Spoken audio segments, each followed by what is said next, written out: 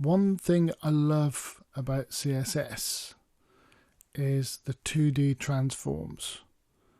I believe this was added in CSS 3. I'm not quite sure. If anybody knows it coming earlier, let me know, but I'm sure it was added in CSS 3.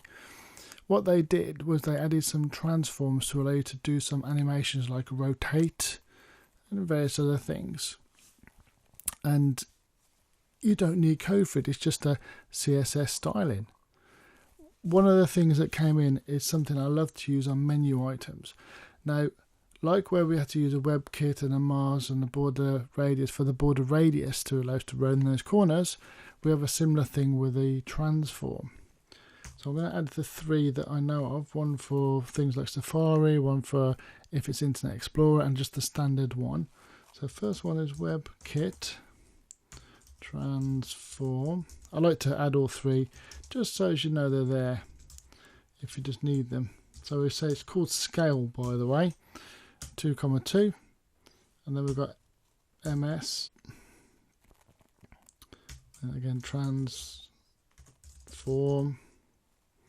again scale 2,2, and then let's put the semicolon at the end, and then the transform on its own. See, it actually picks it up if with the autocomplete. There we go. Added all 3. Let's just save that. You could leave the aquamarine in. You could remove it if you want to when you see what this does. I'll leave it in for the moment. But what this actually does is boom, boom, boom. It actually makes the button jump forward. See, the shadow jumps forward and everything. It's actually, I think it's a great little cheap animation to have to allow you to really highlight when they hover over a menu. I just think it's wonderful. And it's simple and it's easy because it's just a CSS command.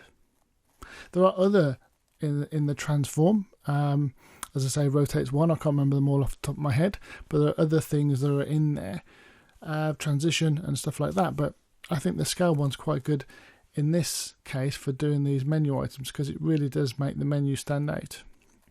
So that's another very easy, cheap animation for your menus that gives some good impact.